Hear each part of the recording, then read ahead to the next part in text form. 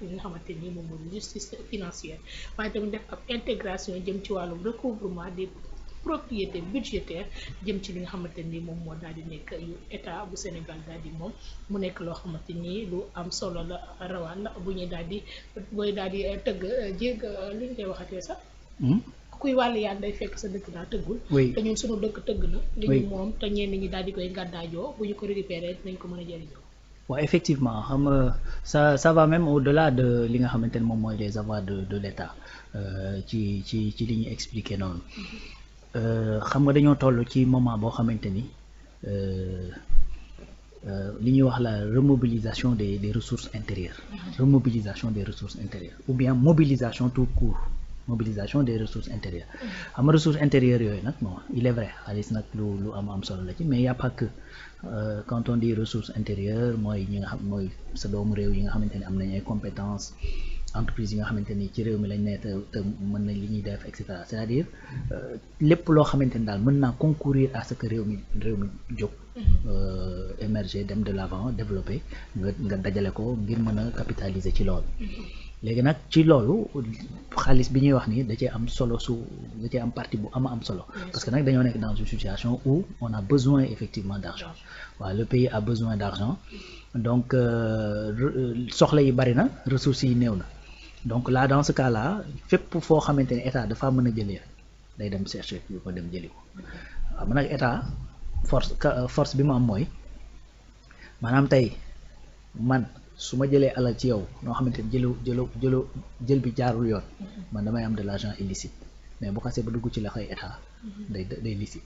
état bu nangoo alal yoo xamante ni ab jaaykatu yàmba moo ko jaay mu nangu ko ci moom jaaykatu yàmba boobu tant que xaalis baa ngi ci moom c'est de l'argent illicite enrichissement illicite. D'accord. Mais bu xasee ba dugg ci loxoy état fu mu sax day set wecc ndax état mën na koo jël kii ko loolu mooy rôle ONRAC. Office national de recouvrement des avoirs criminels. Léegi nag criminel c'est large c'est-à-dire ñëpp la concerné ki nekk ci état ku nekkul ci état ku jël alalu état ku jëlul alalu état kuy jaay yamba kuy jaay drogue kuy arnaquer xam nga donc kuy agresser c'est-à-dire tout ce qui est criminel ba pare génne ay fonds buñ la jàppee dañuy def ay saisies voilà donc loolu mooy rôle ONRAC donc ONRAC loolu. Pour mu def ko encore une fois tey moom suñu journée tey bi le maître moom mooy complémentarité. Bien sûr. Ak cohérence. Donc ci complémentarité boobu mooy c'est-à-dire bu ñuy wax avoir rek ñi ngi wax am ñi ngi wax alal. xam nga donc bu ñuy wax alal nag mënoo tudd lu jëm ci wàllu alal fii ci répression lu jëm ci wàllu alal te mënoo tudd OFNAC doo tudd CENTIF. doo tudd PJF ça c'est pas possible c'est-à-dire ces services là forcément day loolu moo tax boo xoolee keroog ba nga xamante ni ñi ngi wax affaire vente jaayaat yi nga xamante ni saisiroon nañ ko on parlait de ONRAC voilà donc loolu mooy kii parce que dafa am ñaari service dafa am ONRAC am SNR mooy service national de recouvrement kooku day dem effectivement ñi nga xamante ni dañoo amee état xaalis comme état lebaloon kii wala lebaloon benn DG wala lebaloon ci benn société ñu lebal ay employés yu demee noonu c'est-à-dire moom mooy dem di recouvrer di xool ñi yor xaalisu état te fay ñu ko état mu dem di ko récupérer mais ñii nii ci criminalité la ñuy dox n'est-ce pas mooy ONRAC léegi exemple que je donne mooy tey am na benn coow bu amoon fii ñu jàpp ay Maliens biñ leen jàppee ñu ne dañ leen jàppee ak 600 millions liquides n'est-ce pas biñ leen jàppee ak 600 millions liquides dañ ko récupérer yóbbu ko police scellé ko et tout ça voilà ONRAC va rentrer en jeu buñ ko jàppee dañ koy jàpp ak xaalis peut-être jàpp leen ak oto jàpp leen peut-être ak ay moto jàpp leen ak yeneen i matériel et tout ça su boobaa nag ONRAC mooy ñëw récupérer yooyu yëpp répertorier ko garder la chaîne de traçabilité et pourquoi ce mot est très important chaîne de traçabilité parce que dañ koy utiliser dans l'article voilà cette traçabilité par exemple sur l'exemple que j'ai donné ba loolu amee ba ñu paree dañ cee jàpp ñoo xamante ne ay takk der lañ parce que dañoo gis ni xaalis ba nga xamante ne moom lañuy jàpp la ñu déclaré ne xaalis bi noonu la toll ak la nga xamante ne moom lañ ñëw déposer ko au niveau des autorités c'était pas la même somme entre-temps il y a eu une grosse somme boo xamante ne dafa disparaître ci diggante bi donc c'était on parlait de 600 millions après on a vu que ni bi ñuy déposer je pense c'est 200 et quelques millions léegi nag ñañu jàpp ñoom ñoo dénoncé loolu ne xaalis bi tollu woon noonu génne ay vidéo à l'appui ba finalement bi enquête yi demee jàppoon nañ ci ay policiers ba yóbbu leen ci yoon léegi nag loolu la ONRAC di wax maanaam bu ñu jàppee 100 francs 100 francs yi dem ba fa mu war a dem ñu répertorier que ni 100 francs bi agsi na fi ci diw lañ ko jàppee ci nangam lañ ko jàppee et cetera et cetera cette chaîne de traçabilité c'est très important parce que su boobaa également dafay demaat dans d'autres circuits criminels yoo xamante ni alal jooju waroon naa mën a ñëw état récupéré bu ko état récupéré nag après ni muy def mooy dugalaat ko ci biir réew mi dugalaat ko ci besoin yi nga xamante ni mooy besoin réew mi moo tax alalu état amul xeet amul origine amul yooyu c'est-à-dire tey bu fekkoon ne alalu état day am origine wala ñuy xool fu muy jógee ak yooyu am na ay sociétés de paris yoo xamante ni bëri na ñoo xamante ni dañ leen di dénoncer te pourtant ñi ngi fii ba tey nekk ay sociétés nationales du dëgg ay sociétés nationales yoo xamante ni chaque jour ñu dénoncer effectivement yenn pratiques yi terewul ça continue à avoir cette société nationale buy dugal alal ju bari ci état parce que état xamul loolu bu ñu jàppoon benn criminel bu gën a loolu mu yor xaalis bu bari dañ koy jël dugalaat ko lijjanti ci problème population yi n'est-ce pas. L'autre exemple que je vais donner mooy tey boo demee aux États-Unis tu prends une ville comme Los Angeles. Los Angeles ça a été bâti de A à Z par des mafieux par l'argent de la criminalité. Casinos yi gën a ngand yi ngay gis foofu c'est des casinos qui ont été bâtis par ay famille Lucchese ay famille Gambino yu demee noonu c'est-à-dire par effectivement la mafia italienne bi nga xamante ne dafa nekk foofu aux États-Unis et même la mafia américaine avec des blacks américains yu demee noonu tu vois donc ce sont de grosses sociétés de grosses entreprises yoo xamante ni day brasser des milliards et des milliards et qui ont été construits par qui par des criminels yoo xamante ni moment bi ñuy construire di def yooyu yëpp l'État américain savait que ces gens-là c'est des criminels di nekk di wër lu mu leen daanelee ba ñenn ñi ñu daane leen ñi rayante seen biir ñi et cetera yu ci baree qu'est-ce que l'État a fait da ko récupérer ci ñoom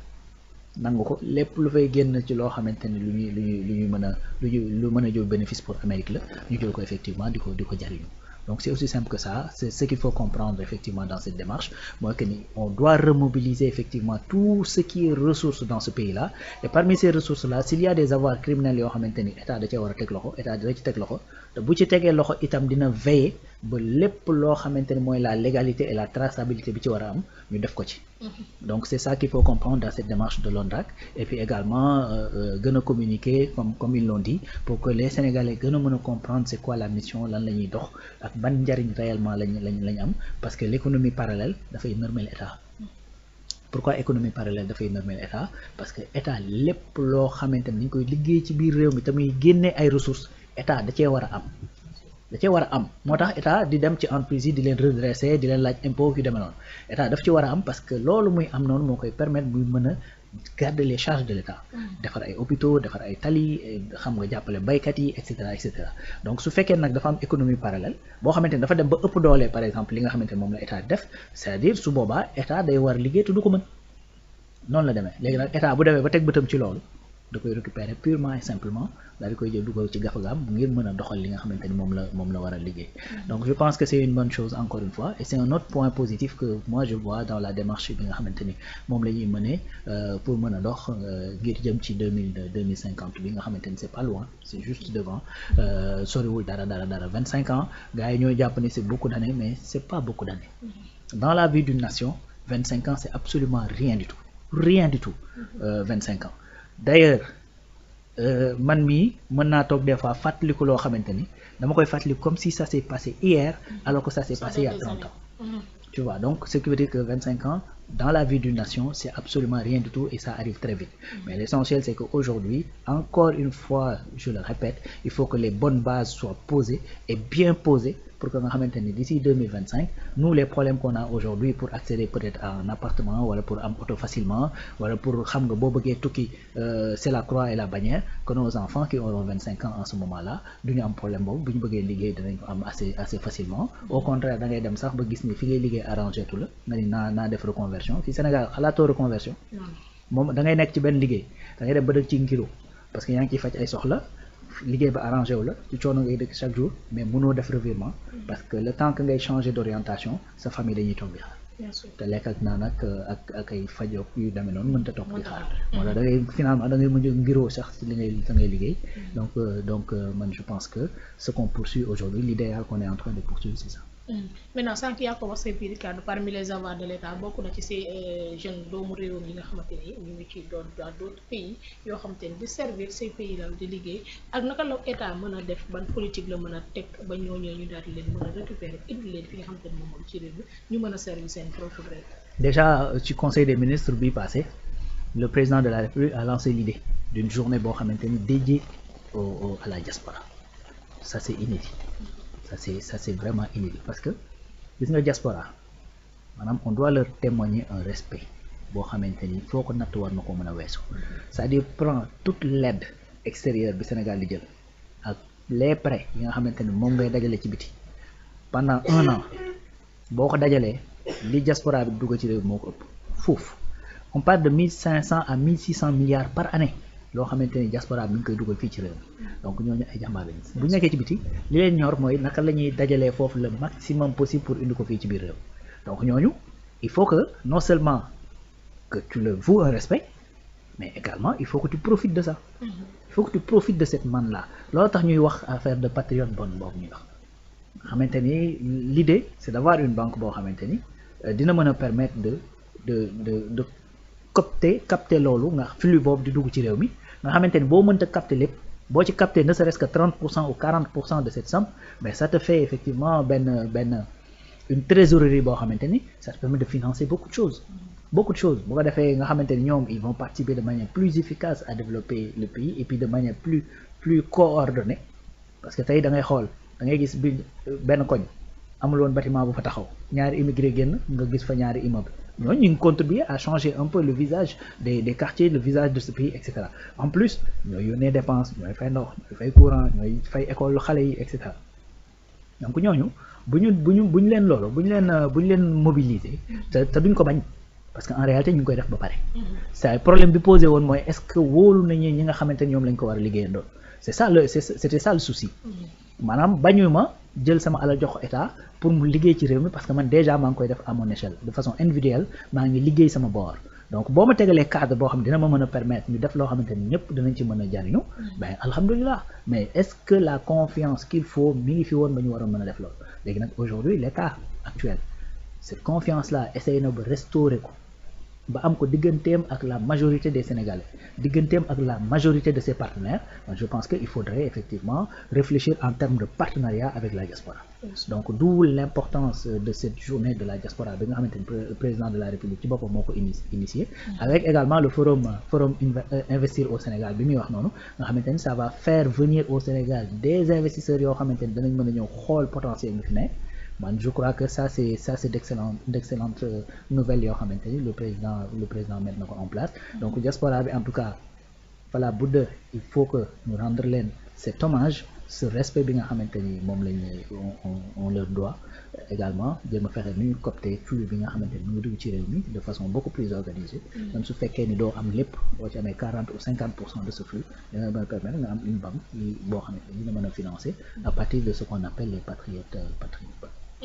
oui noonu ay ca ñu daal di continuer ba tey jël suñu beneen sujet boo xamante ni tamit bokk na ci xamante ni moom lañ bëgg a waxtaanee muy mbirum li nga xamante ni moom moo daal nekk intelligence artificielle ak